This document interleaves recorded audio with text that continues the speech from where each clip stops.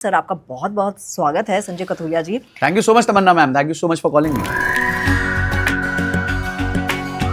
इतने ज्यादा कमेंट्स आते थे आपको लेके so कि उनको बुलाइए। सबसे पहले तो यही पूछ लेती हूँ कि इतने सारे कमेंट्स आते क्यों हैं, क्यों बुलाइए, ऐसा क्या आप देते हैं लोगों का प्यार है। मैं मिनिमम 250 to 300 फैमिलीज को जानता हूँ जिनके लाइफ में हमने बहुत पॉजिटिव इम्पैक्ट डाला। पहला स्टेप क्या होना चाहिए कि 6 महीने में उसको बदलाव नजर आना शुरू हो जाए? सबसे पहला फोकस आपका होना चाहिए कि मैं अपनी एक्टिव इनकम को कैसे बेटर। और आज जो मेरे को देख रहे हैं वो मुझे बताइए कि आपने पिछले 6 महीने में अपनी एक्टिव इनकम को बेटर करने के लिए क्या स्टेप्स लिए। क्या आपने कोई कोर्स किया है, क्या आपने कोई सेमिनार अटेंड किया है? यही वो मिडिल क्लास है जो जाके स्टारबक्स में 400-500 रुपए की कॉफी बिना सोचे समझे पी लेता है। यही वो मिडिल क्लास है जो जाके आईफोन के लिए EMI ले लेता है और एक आईफोन खरीद के बड़ा खुश होता है, सेल्फी डालता है और बाद में इंस्टाग्राम पे लाइक्स लेता है। ये वही मिडिल क्लास है। तो क्या ये वही मिडिल क्लास एक 2000-1000 रुपए का कोर्स नहीं ले सकता?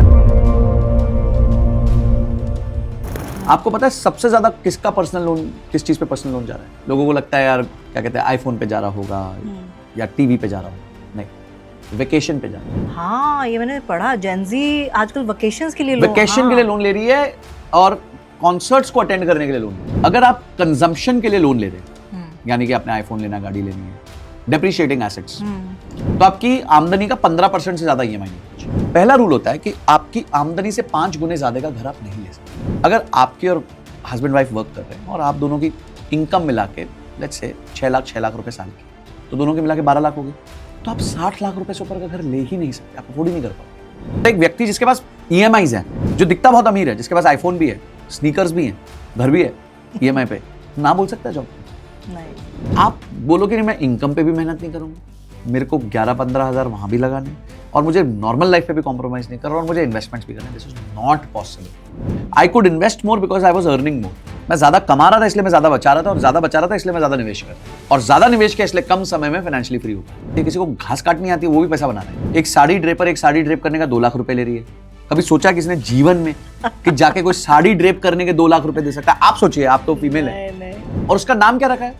ड्रेपेप्रेन्योर, मतलब एंटरप्रेन्योर नहीं, ड्रेपेप्रेन्योर। कोई भी स्किल जो आप जानते हो आज वो मोनेटाइज हो सकती है, उसके पैसे बन सकते हैं। किस चीज की कमी है भाई? सामने है सब आपकी आंखों के। कमी है आपकी विल की, कमी है आपकी इच्छा शक्ति की, तो उसका ब्लेम दूसरों पे क्यों डालते? हम माइंड को इंस्ट्रक्शन देंगे यार आप जाने को मन नहीं, तो okay darling, no problem, relax, chill, बैठना, क्या प्रॉब्लम है? वो it is not trained to give you pain. Mind is never trained to give you pain. You have to train your mind to give yourself pain. जब आप 20s में होते हैं, आपको लगता है लोग मेरे बारे में क्या कहेंगे, you are very careful about these things. जब आप 30s में होते हैं तो बोलते हैं भाड़ में जा लो, कुछ भी कहे। जब आप 40s में होते हैं ना, आप रियलाइज करते हैं एक्चुअली लोग आपके बारे में सोच भी नहीं रहे। आप बेकार में अपने आप को ज्यादा इंपॉर्टेंस दे रहे थे। बिल्कुल सही, ठीक है ना? तो हमारी 40s वाली लर्निंग अगर आप 20s है तो अभी ले लो यार।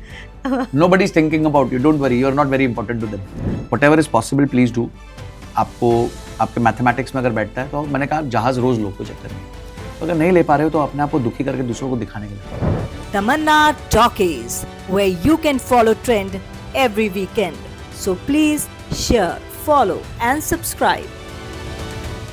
इस वीडियो में व्यक्त किए गए सभी विचार, मत और सुझाव अतिथि के व्यक्तिगत अनुभवों और विचारों पर आधारित है। इसमें चैनल, एंकर या निर्माता की सहमति या विचारों का आवश्यक रूप से मेल होना जरूरी नहीं। इस वीडियो का उद्देश्य केवल जानकारी और विचार विमर्श है। इसका उद्देश्य किसी को नुकसान पहुंचाना, गुमराह करना या किसी प्रकार की खतरनाक राजनीतिक या वित्तीय सलाह को बढ़ावा देना नहीं है। दर्शकों से अनुरोध है कि वो किसी भी राय या सलाह पर कार्य करने से पहले अपने विवेक और विशेषज्ञ की सलाह जरूर लें। बहुत बहुत स्वागत है आपका। और आज आपके लिए बहुत बड़ी अच्छी खबर है, क्योंकि जब भी मैं फाइनेंस को लेकर पॉडकास्ट करती थी ना, तो कोई ना कोई कमेंट तो एक कमेंट सेक्शन में ज़रूर होता था कि आप इन गेस्ट को तो ज़रूर बुलाइएगा, और मैं भी चाहती थी मेरे स्टूडियो में वो आए। तो आज तहे दिल से उनका स्वागत करती हूँ, और मेरे साथ है कथुरिया सर जी। सर आपका बहुत बहुत स्वागत है Sanjay Kathuria ji. Thank you so much Tamanna ma'am, thank you so much for calling मी।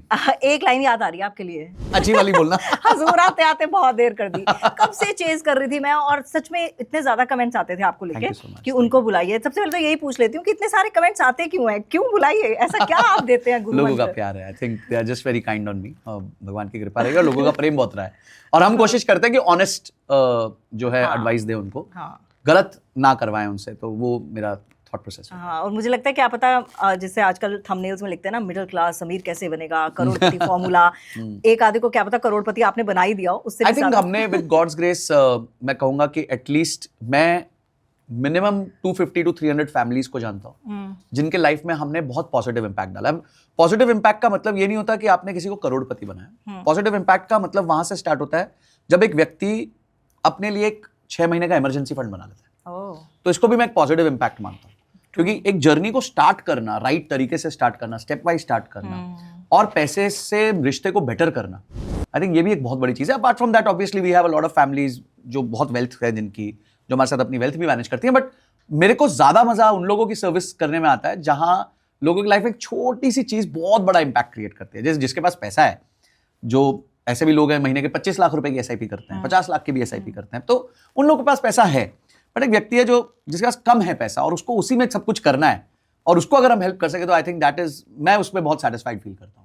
तो मुझे लग रहा है आज जो भी लोग ये एपिसोड देख रहे हैं ना, सबसे अच्छी खबर तो उनके लिए ये है कि मुफ्त में आज आपको ऐसी एडवाइसेस मिलने वाली है ना जो आपकी भी लाइफ चेंज कर सकती हैं, जो लाइफ चेंजिंग हो सकती है। सबसे पहले तो मैं अपनी चेंज कर लूँ सर। मुझे ये बताइए, जैसे कि आपने शुरुआत की कि आपने लाइफ चेंज की है लोगों की और आपने 6 महीने में उनकी लाइफ को बदला है। ऐसा क्या करे कोई शख्स मिडिल क्लास, पहला स्टेप क्या होना चाहिए कि 6 महीने में उसको बदलाव नजर आना शुरू हो जाए? देखिए, हमें ना पहले पूरे पैसे का इक्वेशन को समझना बहुत जरूरी है। मनी हैज एन इक्वेशन, और मनी की इक्वेशन बड़ी सिंपल है कि you save me today, I will save you tomorrow. ठीक है, ये एक मेजर इक्वेशन है मनी की। लाइफ में आपका जो पैसे के साथ रिश्ता स्टार्ट होगा वो इन्वेस्टमेंट से नहीं होता है, वो आपकी कमाई से होता है। लोग ये भूल ही जाते हैं कि यार कमाई मेरा मेन सोर्स है। कमाई में वो नलका है जहां से पानी आ रहा है, बाकी तो बाल्टियां है, पर बाल्टियां तो खाली रह जाएंगी अगर नलका ही नहीं रहा तो as somebody who wants to talk about money, as somebody who wants to grow with money, सबसे पहला स्टेप आपका होना चाहिए कि आपको अपनी एक्टिव इनकम पे फोकस करना चाहिए। आज अगर मैं महीने की, समझिए फॉर एग्जांपल 5 लाख की एसआईपी कर पाता हूं, तो मैं इसलिए कर पाता हूं क्योंकि मेरी इनकम है उतनी। अगर मेरी इनकम ही नहीं होगी तो एसआईपी कहां से आएगी? मैं तो उतनी इन्वेस्टमेंट कर सकता हूं जहां मेरी इनकम मेरे को अफोर्ड अलाउ करे। सो आपको सबसे पहले अपनी इनकम स्ट्रीम्स को बिल्ड करना है, अपने आप को एक्टिव इनकम में बेटर करना है। ये आपका स्टार्टिंग पॉइंट होता है। फिर आता है कि आपको अपनी सेविंग्स करनी है, इन्वेस्टमेंट्स करनी है, अपने इमरजेंसी फंड क्रिएट करने हैं, आपको अपना रिस्क मैनेजमेंट करना है। ये सारी चीजें उसके बाद की, पर सबसे पहला फोकस आपका होना चाहिए कि मैं अपनी एक्टिव इनकम को कैसे बेटर करूं। और आज जो मेरे को देख रहे हैं वो मुझे बताइए कि आपने पिछले 6 महीने में अपनी एक्टिव इनकम को बेटर करने के लिए क्या स्टेप्स लिए? क्या आपने कोई कोर्स किया है? क्या आपने कोई सेमिनार अटेंड किया है? क्या आपने अपने आप के ऊपर अपनी स्किल्स को बेटर किया है? I think that is a very big question to ask when it comes to money. अच्छा, आजकल ये आपने बिल्कुल सही कही, क्योंकि आजकल ना ये चीज़ मतलब पहले नहीं थी, क्योंकि फाइनेंशियल लिटरेसी हमारे देश में आज भी नहीं होती जितनी होनी चाहिए, है ना। लेकिन ये चीज़ मैंने भी ऑब्जर्व की है, मैंने जितने भी पॉडकास्ट किए, आजकल स्किल्स पे बहुत ज़्यादा जोर देते हैं कि आप स्किल्स होने चाहिए, और उसके लिए आप चाहे पढ़ो चाहे कोर्स करो। लेकिन मिडिल क्लास के लिए ये भी एक बहुत पंगा है कि भैया कोर्स कहाँ से करें, खाने के लिए पैसे नहीं है इतने। नहीं, I think that's a very wrong notion. हाँ। यही वो मिडिल क्लास है जो जाके स्टारबक्स में 400-500 रुपए की कॉफी बिना सोचे समझे पी लेता है। यही वो मिडिल क्लास है जो जाके आईफोन के लिए ईएमआई ले लेता है और एक आईफोन खरीद के बड़ा खुश होता है, सेल्फी डालता है और बाद में इंस्टाग्राम पे लाइक्स लेता है। ये वही मिडिल क्लास है। तो क्या ये वही मिडिल क्लास एक 2000-1000 रुपए का कोर्स नहीं ले सकता, या 399-500? आजकल कोर्सेज 400 रुपए 500 रुपए से स्टार्ट होते हैं। वो छोड़िए, अगर आपके मन में इच्छा है तो आप एक पॉडकास्ट देख के भी बहुत कुछ सीख सकते हैं। आपके अगर क्यूरियोसिटी है तो आपको यूट्यूब पे ही बहुत सारे फ्री कोर्सेज मिल जाएंगे। आप आज जो समय है, जितना इजी आज लर्निंग है, एक चैट जीपीटी का आप अगर वो भी फ्री कर दिया सरकार ने हमारे लिए 1 साल के लिए, 599 वाला जो उसका था सालाना महीने का प्लान था। आप जाइए उससे उसको बताइए कि मैं अभी फाइनेंस में लैग कर रहा हूं तो मेरे को क्या करना चाहिए। तो पढ़ने का, क्यूरियोसिटी को आज सेटिस्फाई करने का बहुत तरीके हो चुके हैं। आपके मन में वो इच्छा शक्ति होनी चाहिए कि आपको ये चीज को सीखना है। बस सीखने चालू कर दो। वो कोबे ब्रायंट एक बहुत अच्छी बात बोलते थे कि if you know what you want the world becomes your library. अगर आपको पता है आपको क्या चाहिए तो ये दुनिया आपकी लाइब्रेरी बन जाएगी। यानी इस दुनिया में सब कुछ है आपको वो चीज अचीव करवाने के लिए, सारी एजुकेशन है, सारे रिसोर्सेज हैं, पर एटलीस्ट जानो तो सही आपको चाहिए क्या। तो आई थिंक वहां से आप स्टार्ट कीजिए। Courses are not expensive, most of the education and learning is free today. Even if you have to pay for a course, भाई इट्स नॉट अ खर्चा, ये खर्चा नहीं है, इन्वेस्ट है। इसमें आरओआई आएगी, आपकी तनख्वाह बढ़ सकती है, आपको नया जॉब लग सकता है, आपकी प्रमोशन हो सकती है, आप साइड इनकम स्टार्ट कर सकते हो। तो इसको एक आरओआई की तरह देखो ना, रिटर्न ऑन इन्वेस्टमेंट की तरह देखो। सिर्फ सोना खरीद के थोड़ी रिटर्न ऑफ इन्वेस्टमेंट आएगा, इससे ज्यादा क्या रिटर्न ऑन इन्वेस्टमेंट आएगा आप सोचिए। The best investment you can do is on yourself. बाकी कोई भी प्रोडक्ट उतना तेजी से नहीं बढ़ता जितना आप तेजी से बढ़ सकते हो। बिल्कुल। लेकिन मिडिल क्लास के साथ एक और बड़ा ट्रैप होता है, वो होता है लोन का, ईएमआईज़ का। अब जैसे कि आपने ज़िक्र किया कि भैया आप ईएमआई पे फ़ोन खरीद सकते हो, तो ये छोड़ देना चाहिए, क्योंकि आपका ही मैं एक रील देख रही थी जिसमें आपने बोला था कि अमीर नहीं तो अमीरों जैसा बनना सीखो, है ना? और एक पॉडकास्ट में सुन रही थी, वो कह रहे थे कि अगर आप लुइस विटॉन नहीं पहन सकते, लुइस विटॉन जैसा पहनो। तो ये सही है क्या? I don't think so, I don't think so. मैं आपने किसी और के पॉडकास्ट नहीं, पे सुना होगा। ये तो किसी और का है, लुइस विटॉन वाला जो बोला। आई थिंक ये जो मानसिकता है ना लोन की, जब तक आप लोन लेके कंज्यूम करोगे तब तक आप एक स्लेव की तरह जिंदगी जियो, बैंक के स्लेव की तरह जिंदगी जियो, कि आपको रोज जाना है, नौकरी करनी है ताकि बैंक की ईएमआई आप भर सको। क्या बन गए आप बैंक के स्लेव ही बन गए ना। बैंक ने तो आपको चिपका दिया लोन, ठीक है, क्यों? क्योंकि एक आईफोन खरीदना था 10 मिनट की खुशी के लिए, आधे घंटे की, 2 घंटे की, 2 दिन की खुशी के लिए। तीसरे दिन से तो आईफोन है, क्या फर्क पड़ता है? ठीक है, वो खुशी चली जाती है, वो इंक्रीमेंटल खुशी होती है, वो डोपामीन होता है, उस टाइम पे हाई होता है, फिर वापस नीचे चला जाता है। तो अगर आपको लोन लेना भी है तो आप क्रिएशन के लिए लो। आपको घर खरीदना है, आपको शॉप खरीदनी है, आपको इससे अच्छा तो कोर्स करने के लिए लोन ले लो, एटलीस्ट आपकी इनकम तो बढ़ेगी। मतलब आपको लोन ही लेना है तो कुछ क्रिएट करने के लिए लोन ले लो ना, इंस्टेड ऑफ कुछ कंज्यूम करने के लिए। आज आपको मजेदार बात बताता हूं कि हमारे देश में जो लोन बैंक्स दे रहे हैं, पर्सनल लोन दे रहे हैं, आपको पता है सबसे ज्यादा किसका पर्सनल लोन, किस चीज पे पर्सनल लोन जा रहा है? लोगों को लगता है यार जो है क्या कहते हैं आईफोन पे जा रहा होगा या टीवी पे जा रहा होगा, नहीं, वेकेशन पे जा रहा है। हाँ, ये मैंने पढ़ा, जेनजी आजकल वेकेशंस के लिए वेकेशन के लिए लोन ले रही है और कॉन्सर्ट्स को अटेंड करने के लिए लोन ले रही है। हाँ, कि 2 लाख रुपए की वो टिकट है, वो आ रहा है, पिटबुल आ रहा है, कौन आ रहा है, जो भी आ रहा है, तो उसका मेरे को चेक करना है, जाके देखना है। तो शायद मैंने एक भी गाना सुना ना हो उसका, कोल्डप्ले, हाँ कोल्डप्ले का, चाहे एक भी गाना ना सुना हो, पर मेरे को जाके देखना जरूर है। आई थिंक जब तक आप उधार लेके कंजम्पशन बेस्ड काम करोगे। मैं अपने एक बहुत यंग लड़के से मिला, वो एक कंपनी चलाते हैं, उसका नाम है कल्चर सर्कल। तो ये क्या, महंगे जूते, महंगे परफ्यूम्स बेचते हैं। तो ये मुझे बता रहे थे कि इनकी जो ऑडियंस है उसमें से 40% लोग उधार लेके जूता खरीद रहे हैं, क्योंकि जूता ही 30-40 हजार का है। तो उनको कूल बनने के लिए 30-40 हजार का जूता, मैं सोचता हूं मैंने आज तक 30-40 हजार का जूता नहीं लिया। हमारा 4,000-5,000 के बाद तो हमारा दिमाग चलना ही बंद हो जाता है कि उससे वो जो जूता क्या होता है यार, 5,000 से ऊपर थोड़ी हो सकता है कोई जूता, जबकि हम अफोर्ड कर सकते हैं, बहुत जॉली वेल अफोर्ड कर सकते हैं। तो I think that is the difference between a rich mindset and a poor mindset, कि एक व्यक्ति दिखाने के लिए जब चीजें लेता है ना, तो फिर वो कभी भी वो स्लेवरी नहीं छोड़ सकता। जब आपके पास इतना अबंडेंस में पैसा हो जाए कि आप वो चीज लो और वो मैटर ना करे, तब आप ले लो, कोई प्रॉब्लम नहीं। तो लोन लीजिए, पर क्रिएट करने के लिए लीजिए। लेकिन ये भी तो बात है ना कि जब आप कहीं जाते हैं, आप चाहे इसको दिखावा ही समझ लीजिए, तो कहीं ना कहीं आपके पास गाड़ी हो, आपने अच्छे कपड़े पहने हो, तो उसका इंप्रेशन भी पड़ता है। अगर आप मीटिंग में जा रहे हो तो सामने वाले को थोड़ा लगता है कि यार नहीं, इस बंदे में तो दम है। देखिए, अच्छे कपड़े का मतलब ये थोड़ी कि ब्रांड की दुकान बनना है। आपको ये थोड़ी कि गुच्ची की शर्ट पहनी है, लुई विटॉन की बेल्ट पहननी है, झगमग जूते पहनने हैं। आप अच्छे कपड़े, मतलब अच्छे कपड़े आपको नॉर्मल बजट में भी मिल जाते हैं। आप नॉर्मल एक अच्छे ब्रांड की शर्ट ले लीजिए, ट्राउजर ले लीजिए, कपड़े ले लीजिए, उसमें भी कोई प्रॉब्लम नहीं है। आप कैसे बिहेव करते हैं वो ज्यादा इंपॉर्टेंट है। अच्छा, आप कपड़े बहुत अच्छे पहन लो, बिहेवियर आपका बड़ा खराब है, तो क्या होगा फायदा वो लाखों रुपए के कपड़े ऊपर पहनने का या लाखों रुपए के जूते पहनने का? I think more important is how you behave, how you talk to people. लोग डोंट, एक पहले ठीक है, ऑब्वियसली मैं ये नहीं कह रहा कि शैबी बन के जाओ, खराब बन के जाओ, मैं बट ये कह रहा हूं कि आप उस चीज को इतना तवज्जो मत दो कि it is everything in life. उसकी एक स्थान है, उतना स्थान दो उसको उससे ज्यादा स्थान देने की जरूरत नहीं आपको अपनी लाइफ में। कितना ईएमआई अफोर्ड, मतलब कितना ईएमआई होना चाहिए, मैक्सिमम प्रतिशत होना चाहिए इनकम का? अगर आप कंजम्पशन के लिए लोन ले रहे हैं, यानी कि आपने आईफोन लेना, गाड़ी लेनी है, डेप्रिशिएटिंग एसेट्स, तो आपकी आमदनी का 15% से ज्यादा ईएमआई नहीं होना चाहिए। तो अगर आपकी 1 लाख रुपए की इनकम है महीने की, तो 15,000 रुपए से ऊपर आपका ईएमआई नहीं होना चाहिए। अब इससे क्या फायदा होता है? 2 फायदे होते हैं। पहला फायदा ये होता है कि अगर समझिए आज आपकी 15,000 की ईएमआई बन गई, तो आप कोई नई चीज नहीं लोगे। अब आप नई चीज 2 सिचुएशन में ले सकते हो। पहले आप ले सकते हो जब उसका पुरानी वाली का लोन चुक जाए, या फिर आपकी इनकम बढ़ जाए। अब आपकी इनकम 1 लाख से 2 लाख हो गई, तो आप 15,000 की जगह 30,000 रुपए खर्च कर लो, कोई प्रॉब्लम नहीं है। तो दोनों सिचुएशन में आप सेफ हो गए। पहली सिचुएशन है कि पुरानी चीज की ईएमआई खत्म, नई चीज की ईएमआई चालू, वेरी गुड। दूसरी सिचुएशन है इनकम बढ़ गई, तो मेरे पास 15,000 का बजट नया आ गया, अब मैं कर लूंगा, कोई चक्कर नहीं। तो इससे क्या आप मेंटेन रखते हो अपने लाइफस्टाइल को। तो ये 15% एक मेरे हिसाब से उससे ज्यादा आपको नहीं रखना चाहिए। अच्छा, एक और बड़ा डिबेट है इंडिया में कि घर खरीदो या फिर रेंट पे रहो। आप क्या सजेस्ट करते हैं? वैसे इस पे भी मैंने आपकी रील देखी है। देखिए, मैं पहली बात मैं बहुत क्लियर कर देना चाहता हूँ, मैं घर खरीदने के खिलाफ नहीं हूँ। I want to be as clear as this in my words. But आप समझिए कि आप अगर, मैं आप लेडीज के पर्सपेक्टिव में बोलता हूँ, हैंडबैग्स का बहुत शौक होता है लेडीज को। आप एक 20,000 का हैंडबैग ले सकते हैं फॉर एग्जाम्पल, और आप 4 लाख का हैंडबैग का सोचे लेने का, तो ये राइट है कि सही है? आप गलत है, आप मुझे गलत है, ऑब्वियसली गलत है। तो यही मैं लोगों को कहता हूँ कि आप घर कितने का ले सकते हो, इसके कुछ रूल्स होते हैं, उन रूल्स को फॉलो कर लीजिए। पहला रूल होता है कि आपकी आमदनी से 5 गुने ज्यादा का घर आप नहीं ले सकते।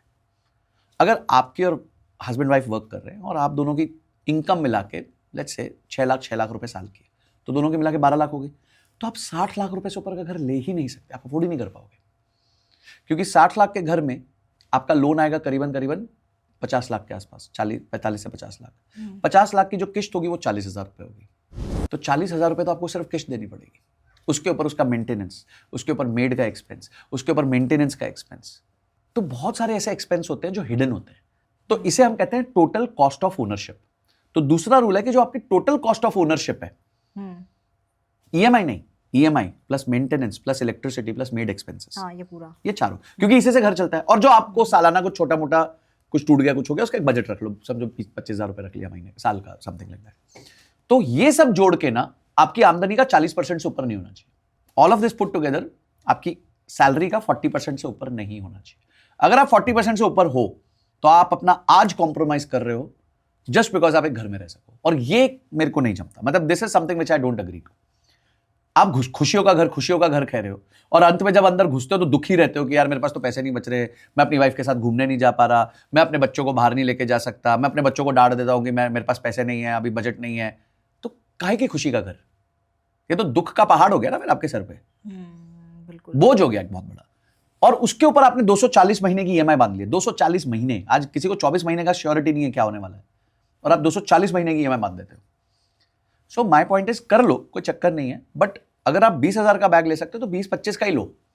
ये 4 लाख 5 लाख का बैग लेने मत चले जाओ। तो बस ये रूल फॉलो कर लो। आपको, मैं ना लोगों को कहता हूं, आपकी क्षमता है ना, आप रोज जाके हवाई जहाज खरीदो, रोज जाओ एक हवाई जहाज खरीद के ले आओ, पर पहले क्षमता तो बनाओ, उतनी क्षमता तो लाओ कि खरीद सको हर रोज एक हवाई जहाज। तो मैं किसी चीज के लिए किसी को मना ही नहीं है, पर एक व्यक्ति अगर ये सोच रहा है कि मैं उधार लेके, मैं अपने आप को टाइट करके पोजीशन में डाल के मैं घर बना लूंगा और मैं उसमें खुश रहूंगा, तो I think that's not a great bargain. बस इतना मेरा लॉजिक है। और दूसरा, लोग फिर मेरे को कहते हैं कि सर आप ये तो भूल ही गए कि घर अप्रिशिएट करता है। तो घर अप्रिशिएट करता है तो तुम बेच दोगे क्या? आज आपने 1 करोड़ का घर लिया, वो 3 साल बाद 1.5 करोड़ का हो गया, तो आप बेच सकते हो क्या? 50 लाख रुपए एक्स्ट्रा प्रॉफिट निकाल सकते हो? आप नहीं निकाल सकते, मैं निकाल सकता हूं म्यूचुअल फंड से, क्योंकि वो लिक्विड है, तो वहां निकल सकता है 50 लाख रुपए। घर में थोड़ी निकलेगा, आपके बाथरूम बेच दोगे, बेडरूम बेच दोगे, किचन बेच दोगे, ऐसे तो नहीं बेचोगे, आपको तो पूरा बेचना पड़ेगा। अच्छा, फिर है कि अगर वो बेच दोगे तो आपको नया घर लेना पड़ेगा। तो अगर आपका घर महंगा हुआ तो दूसरा घर सस्ता थोड़ी हुआ होगा, वो भी तो महंगा हुआ होगा। भाई आपका घर महंगा हो गया तो दूसरे का घर थोड़ी सस्ता हुआ है, वो भी तो महंगा हुआ है। तो house is a replacement asset. ये सारी चीजों को मापदंड रखते हुए आप सिर्फ एक ही चीज याद रखना, आप हाउस को, अप्रिसिएशन को अपना मत मानो। आप सिर्फ एक ही कॉस्ट देखो कि क्या मैं इस घर को अफोर्ड कर सकता हूं कि नहीं कर सकता। क्या ये मेरी आमदनी के 5 गुने के अंदर आता है? ओके। क्या मेरी टोटल कॉस्ट ऑफ ओनरशिप मेरी सैलरी के 40% के अंदर आती है? ओके, खरीदो, कोई प्रॉब्लम नहीं। तीसरा, एक चीज मेरे हिसाब से और चीज चेक करनी चाहिए, अगर आपको जिंदगी बर्बाद नहीं करनी तो ऑफिस के पास घर खरीदो। क्योंकि आजकल जो ट्रैवल का सिचुएशन है और जो पोल्यूशन का सिचुएशन है, आप कहीं गाजियाबाद रहते हो, गुड़गांव जाते हो, भाई ये तो क्राइम है ना। फिर आपका जो ट्रांसपोर्टेशन कॉस्ट है और जो आप पोल्यूशन झेल रहे हो इतने समय के लिए, जो आप अपने परिवार के साथ नहीं रह पा रहे, तो जिस पर्पस के लिए लिया था कि मैं अपने परिवार के साथ खुशी से इस घर में रहूंगा, तुम तो रह नहीं पा रहे भाई। सुबह 6 बजे निकलते हो और रात को 12 बजे आते हो। What is this life? So stay close to your office. If you are not able to afford an apartment, don't worry, life is not running away. ये घर कल भी रहेंगे, परसों भी रहेंगे, चिंता मत। महंगे हो जाएंगे ना तो आपकी भी तो तनख्वाह बढ़ेगी। महंगे तो हुए हैं, मैं 20 साल में मेरा जो घर 50 लाख का था वो आज 2.5 करोड़ का हो गया, पर मेरी वैल्यू उससे ज्यादा बढ़ गई।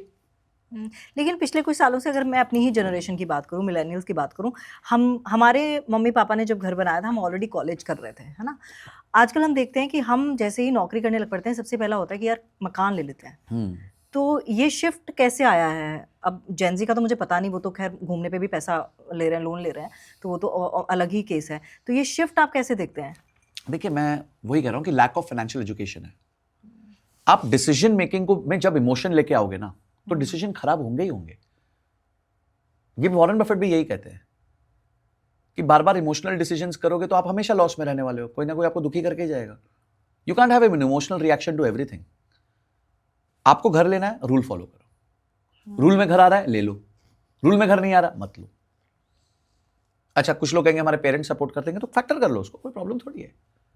मेरे भाई क्या होता है, जैसे लड़का लड़की शादी हुई, अच्छे घर से है, तो दोनों बोलते हैं 20-20 लाख हम दे देंगे, तुम डाउन पेमेंट कर लेना, बाकी ईएमआई दे देना। ऐसा एक केस हुआ मेरे भाई के दोस्त के ब्रदर के साथ। शादी हुई, यंग कपल, ठीक है, मस्ती के दिन है उनके, शादी हो रही है, तो दोनों हस्बैंड वाइफ की फैमिलीज ने बोला हम डाउन पेमेंट के लिए सपोर्ट कर देंगे। Very good, congratulations.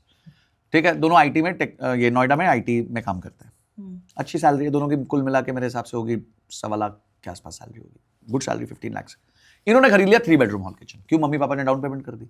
अब वो 1.25 लाख रुपए में से 70,000 रुपए तो ईएमआई चला जाता है, बाकी मेड एक्सपेंसेस जाता है। घर बड़ा है तो मेंटेनेंस कॉस्ट बहुत, आप जानते हो नोएडा में कितनी मेंटेनेंस कॉस्ट है, 6 रुपए 5 रुपए पर स्क्वायर फीट है। 1400 स्क्वायर फीट का घर है तो 8,000 रुपए मेंटेनेंस में चला गया। क्या रोए हैं वो मेरे सामने आके। तो मैंने बोला तुमको पागल कुत्ता काटा था, तुमने 3 बेडरूम क्यों लिया? 2 बेडरूम ले लेते, मजे भी करते, घर भी होता। अरे नहीं, मम्मी पापा आ जाएंगे। मतलब कितनी बार आएंगे भाई, और आ जाएंगे तो एक नहीं, दोनों के आगे तो मतलब तुम बाहर सो जाते यार। ये तो रेयर सिचुएशन होगा। मतलब यार तुमने इतनी रेयरिटी के लिए, मतलब जो शायद पूरे 5 साल में एक बार ऐसा कोई इवेंट हो सकता था, तुमने इतनी मैसिव ईएमआई एक्स्ट्रा मांग ली, तो ये तो कोई सेंस नहीं होती ना। तुम यंग थे, तुम 2 बेडरूम लेते, 5 साल बाद 6 साल बाद 3 बेडरूम ले लेते, ये बेचते 3 बेडरूम ले लेते। तो ये सेंसिबल बात थी कि नहीं? मैंने बताओ, करी कि नहीं सेंसिबल बात? लेकिन अगर ऐसी सिचुएशन आ जाए, है ना, डेट में बंदा फंस गया, तो सबसे पहले कौन सा डेट क्लोज कराना चाहिए? जो सबसे महंगा हो, जो सबसे महंगा डेट हो। खासकर वो होते हैं, क्रेडिट कार्ड का लोन होता है, पर्सनल लोन्स होते हैं, आपके BNPLs होती हैं, बाय नाउ पे लेटर होती हैं, वो सब होती हैं, वो आपको बंद कराना चाहिए, इमीडिएटली बंद कराना। फट फट फट, कोई इन्वेस्टमेंट भी नहीं करनी चाहिए, कोई SIP नहीं करनी चाहिए। कल ही हमारे साथ ऐसा केस हुआ, बंदा उसके ऊपर 35 लाख रुपए का वो था, क्या कहते हैं, पर्सनल लोन था 16% पे। तो हमने बोला स्टॉक्स बेचो, म्यूचुअल फंड बेचो, जो बेचना है बेचो, उसको बंद करो पहले, PF काटो, जो करना करोगे, 35 लाख का सरदर्द निकालो अपने सर से पहले। आपको कौन सी इन्वेस्टमेंट 16% कमा के दे रही है? ना PF कमा के दे रही है, ना आपको म्यूचुअल फंड कमा के दे रहा है, ना आपको स्टॉक्स कमा के दे रहा है। 16% CAGR निकालना अपने आप में तोप काम है, तो वो निकालो, हटाओ इस पे से, भागो। तो सबसे पहले उसका पैसा का वो लोन कम करवा रहा है, तो उसका ऑक्सीजन आ जाएगा उसको। सो और कैसे, क्या गलती करी थी? FNO में लॉस कर लिया था, तो 35 लाख रुपए down. This was pure loss, not even कि आईफोन आ गया घर पे, गाड़ी आ गई घर पे, कुछ नहीं आया, लॉस ले लिया। सो आप जब ऐसी गलतियां करोगे तो फिर आपको झेलना पड़ेगा भाई। Financial mistakes can take you back 20-30 years in your life. One financial mistake can take you back 20-30 years in your life. आप रिकवर ही नहीं कर पाते उससे, इतना बुरा हाल हो जाता है। और एक टर्म भी होती है ना हमें, स्नोबॉल इफेक्ट। हाँ, स्नोबॉल इफेक्ट। स्नोबॉल है when your money compounds. It's like आपने एक पहाड़, स्नो के पहाड़ के ऊपर से एक छोटा पत्थर छोड़ा, वो नीचे आता गया, उसने स्नो गैदर करी, तो धीरे धीरे करके बहुत बड़ा बन जाता है। That's called snowball. अब वो स्नोबॉल, आप उसके पीछे हो और उसके मालिक हो तो वेरी गुड। अगर आप उसके सामने आ गए तो आप सोचो आपका क्या होगा, दब जाओगे। तो इसलिए एल्बर्ट आइंस्टाइन ने कहा था ना कि compounding is the 8th wonder of the world, 8वां अजूबा है। पर ये पूरा स्टेटमेंट नहीं है, पूरा स्टेटमेंट ये था कि compounding is the 8th wonder of the world. Those who understand it earn it, and those who don't pay it. मतलब जिसको समझ आ गई वो कमा लेता है, और जिसको नहीं समझ आती वो भरता रहता है। मैं इतने लोगों को जानता हूं जो क्रेडिट कार्ड का डेट लेके बैठे, 42% पर एनम, 42% पर एनम का इंटरेस्ट रेट है। आप जिंदगी में इतनी कंपाउंडिंग नहीं कर सकते, पर कुछ नहीं, आपको समझ नहीं है तो यू आर पेइंग इट। तो मतलब बड़ी सारी ऐसी चीज़ें जो मिडिल क्लास कह लो या इंडिया में तो बिल्कुल लागू नहीं होती। जैसे आप सेविंग्स को लेके 50-30-20 का रूल बताते हैं, वो भी प्रैक्टिकली पॉसिबल है? मैं 50-30-20 को प्रेफर नहीं करता हूं, मैं बकेट सिस्टम प्रेफर करता हूं। वो क्या? बकेट सिस्टम ये है कि आप सबसे पहले अपने आप को सेव करो। गाड़ी में बैठे हो, सीट बेल्ट पहनो। गाड़ी में बैठते एक्सेलरेटर पे पैर मत डालो, पहले सीट बेल्ट पहनो। और सीट बेल्ट क्या है कि आपको अपनी सिक्योरिटी इंश्योर करनी है। लाइफ में 3 बड़े रिस्क हैं। सबसे पहला है कि आपका जॉब जा सकता है किसी का, तो जॉब चला गया तो इनकम बंद हो गई, इनकम बंद होगी तो क्या करें? तो in that case you should have an emergency fund. तो हम सबसे पहले तो एक ही चीज पूछते हैं कस्टमर, इमरजेंसी फंड है? नहीं है, चलो सबसे पहले बनाओ। क्या जरूरत है सर? सैलरी बढ़िया है। बोला वेरी गुड, फिर भी बनाओ। तो हम स्टेप बाय स्टेप पे चलते हैं। फिर सेकंड है आपकी हेल्थ इंश्योरेंस है, क्योंकि कल को हेल्थ पे कुछ हो गया तो कहां से लाओगे पैसा? 40 लाख का ऑपरेशन का जरूरत पड़ गया, 30 लाख का ऑपरेशन का जरूरत पड़ गया, क्या करोगे? कहां से लाओगे पैसा? तो एक हेल्थ इंश्योरेंस ले लो और एक लाइफ इंश्योरेंस ले लो, बस इतना तो करो पहले। ये 3 स्टेप्स करते हैं आप इंडिया में 90% लोगों से ऊपर आगे निकल जाते हो फट करके। कि 3 चीजें हमने सिक्योर कर ली कि मेरी आमदनी खराब हो सकती है, मेरी हेल्थ खराब हो सकती है, और मुझे कुछ हो जाएगा तो मेरा परिवार को परेशानी ना हो। So for that you have covered yourself 360 degrees. अब क्या प्रॉब्लम है? अब आप ग्रोथ करो, पैसे की कैपिटल को ग्रो करो, इन्वेस्ट करो, लॉन्ग टर्म इन्वेस्टमेंट बनाओ। चलिए एक चीज़ बताइए, आज मैं संकल्प लेती हूँ कि आज से मैं अमीर बनने के स्टेप्स फॉलो करूंगी। ठीक है, क्या मुझे आप राय देंगे कि तुम आज से ये करना शुरू कर दो? देखिए सबसे पहले अपनी एक्टिव इनकम को बढ़ाइए। अमीर बनने का आप इन्वेस्टमेंट से अमीर नहीं बनते, सेविंग से भी नहीं बनते। सेविंग से तो कतई नहीं बन सकते, इन्वेस्टमेंट से भी मैं नहीं कहता बन सकते, क्योंकि इन्वेस्टमेंट टेक्स टाइम। 10 साल, 15 साल, 20 साल लगेगा। तो अगर आपको अमीर बनना है तो active income is the biggest source of money which you will make. तो आप अपनी एक्टिव इनकम पे सब लोग फोकस करो, लर्निंग करो, स्किल्स डेवलप करो, कोर्सेज करना है, आपको इवेंट्स पे जाना है, लोगों से मिलना है, सीखो, बुक्स पढ़ो, पॉडकास्ट देखो, जो करना है करो। दिन में एक रिचुअल बना दो कि मेरे को 2 घंटा पढ़ना ही पढ़ना है। ये नेटफ्लिक्स को बंद करो, ये सब फालतू चीजें बंद करो। 2 घंटे का संकल्प लो, मैं ऑफिस से आऊंगा, मैं नेटफ्लिक्स नहीं देखूंगा, मैं बैठ के 2 घंटे पढ़ूंगा, कोई ना कोई किताब पढ़ूंगा, कोई पॉडकास्ट देखूंगा, मीनिंगफुल पॉडकास्ट देखूंगा। उन्हें तो फालतू पॉडकास्ट भी बहुत हैं, ठीक है ना? तो मीनिंगफुल पॉडकास्ट देखेंगे, उसको हम अप्लाई करेंगे अपनी लाइफ। हम तमन्ना टॉकीज देखेंगे ऑल। तो आप पॉडकास्ट देखिए, उसके बाद आप एक्टिव इनकम के साथ साथ फिर मैंने जैसे कहा कि अपनी सीट बेल्ट बांधिए। क्या होता है ना कि जब एक व्यक्ति को पता हो ना मेरे पास 6 महीने का इमरजेंसी फंड है, तो उसमें ना बोलने की ताकत आ जाती है। बहुत सारे लोग ना जॉब में त्रस्त रहते हैं, बॉस बहुत चीखता है, चिल्लाता है, बॉस भी उसी पे चीखता है, इसको पता है इसके पास कोई ऑप्शन नहीं, जा नहीं सकता ये, तो आपकी इज्जत ही नहीं है। पर यही बॉस को पता ना मुंह पे रेजिग्नेशन लेटर मारेगा, इसके पास ठीक ठाक एफडी में पड़ा है पैसा, चला जाएगा, तो बॉस भी सूत रहता है, ठीक रहता है। तो आपकी इज्जत बने, ये बॉस के हाथ में नहीं, आपके हाथ में। और यहां से आपकी फाइनेंशियल जर्नी स्टार्ट होती है, इंडिपेंडेंस, फाइनेंशियल इंडिपेंडेंस की जर्नी स्टार्ट होती है। आपको पहले वो ताकत डेवलप करनी है। फाइनेंशियल इंडिपेंडेंस लोग सोचते हैं 2 करोड़, 5 करोड़, 10 करोड़ होगा तो मैं फाइनेंशियल इंडिपेंडेंट होगा। मैं लोगों को कहता हूं आप फाइनेंशियल इंडिपेंडेंट उस दिन होना स्टार्ट हो चुके हो जिस दिन आपके पास 6 महीने का खर्चा एफडी में पड़ा है। आप सोचेंगे संजय सर आप इतना ज्यादा इमरजेंसी फंड क्यों करें? क्योंकि मेरे पास अगर 100 केस आते हैं ना तमन्ना मैम, तो 70 केस ऐसे होते हैं जिनके पास इमरजेंसी फंड नहीं था, इसलिए वो प्रॉब्लम है। 70% केसेस ऐसे।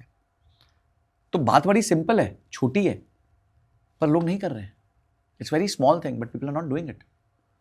तो इसलिए मैं बार बार एम्फेसाइज कर रहा हूं कि अगर आपको वेल्थ क्रिएट करनी है, मेरे से आपको वो स्टैंडर्ड आंसर नहीं मिलेंगे कि आप फ्यूचर्स एंड ऑप्शंस करो, क्रिप्टो में करो, आप एक काम करो, ये करो, वो करो। मैं आपको एक सिस्टम बता रहा हूं। आपको जो चीज आती है, जिस चीज के आप सब्जेक्ट मैटर एक्सपर्टीज हो, उसमें और अच्छा करो, और सीखो, और अपने लिए कुछ क्रिएट करो। आप आज भी पढ़ते हैं? मेरा दिन का 3 घंटा है content consumption, be it in form of book, podcast और ये, और वो सब नहीं, टाइम पास रील्स नहीं देखता मैं, मेरा फीड ही नहीं है वैसा।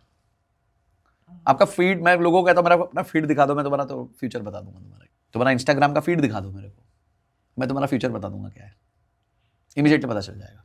दिखाऊंगी मैं आपको। आप भविष्य नहीं, मैं जेनजी के लिए ज्यादा नहीं ऑब्वियसली मैं आपको एक कॉम्प्लीमेंट भी देना चाहती हूँ। जब मैंने शुरू किया था पॉडकास्ट तो मतलब जब अलग अलग नीश के पॉडकास्ट कर रही थी, जब मैंने फाइनेंस का एक एपिसोड किया तो मेरे हस्बैंड ने मुझे बोला था आपके लिए कि इनके साथ करो। Thank you so much. तो परसों मैंने उनको बोला, वो आपके वीडियोस बहुत देखते हैं, तो मैंने उनको परसों बोला, मैंने कहा कि मेरा इनके साथ लाइन अप हो गया, तो कह रहे अच्छा मजे हैं। तो मैं उनसे पूछ रही थी कि बताओ क्या पूछना है, कुछ पूछना है क्या? खैर उन्होंने कुछ बताया नहीं, बट हाँ he is a big fan of your. Thank you so much, very kind of him. हाँ, ये जो इमरजेंसी फंड की आप बात कर रहे हैं, ये कितने महीने का होना चाहिए? 6 से 9 महीने का, 6 to 9 मंथ्स होना चाहिए मिनिमम। धीरे धीरे जब आपका लाइफ आगे बढ़ता है तो और बढ़ाते रहो, कभी 12 महीने का कर दो, 15 महीने का कर दो। जित सिक्योरिटी है ना, जितनी बड़ी सिक्योरिटी आपको दिखेगी उतना ज्यादा आप कॉन्फिडेंट हो जाते हो, उतना आप ज्यादा ब्रेव डिसीजंस ले पाते हो। और ये पहले दिन नहीं बनेगी, टाइम लगेगा, ठीक है, लगेगा, पर एक बार बन जाएगी तो इसी को मैं बकेट सिस्टम कहता हूं कि एक बार ये बाल्टी भर गई तो भर गई, फिर आपको रोज देखने की जरूरत नहीं है इसको। अब एक बाल्टी भर गई, अब दूसरी बाल्टी भरो, तीसरी बाल्टी भरो। That is how you should think about money. ऐसा नहीं कि 50-30, इंडिया में वो रूल्स चलते नहीं ना, वहाँ इनकम कितनी है, $6,000 बनता है, $5,000 बनता है, तो वहाँ 50-30-20 चल जाता है यूएस में। इंडिया में क्या इनकम है, 25,000 है, 20,000 है, 30,000 है, क्या 50-30-20 कर लोगे आप? हाँ सही बात है ना? तो आपको इसमें छोटी छोटी चीजें करनी है। आप पहले पहला बकेट भर दो। अगर आप 25,000 कमाते हो तो मैं ये मानता हूं आपका 15,000 का खर्चा होगा। 15,000 इंटू 6 कितना होता है? 90,000 होता है। तो लाख रुपए की एफडी जनरेट करो सबसे पहले, चाहे 10 महीने में कर लो, 15 महीने में कर लो, 20 महीने में कर लो। अब 20 महीने बाद आपकी लाख रुपए की एफडी जनरेट हो गई है, तो आपका पहला चीज टिक हो गया, बहुत बड़ी बात हो गई।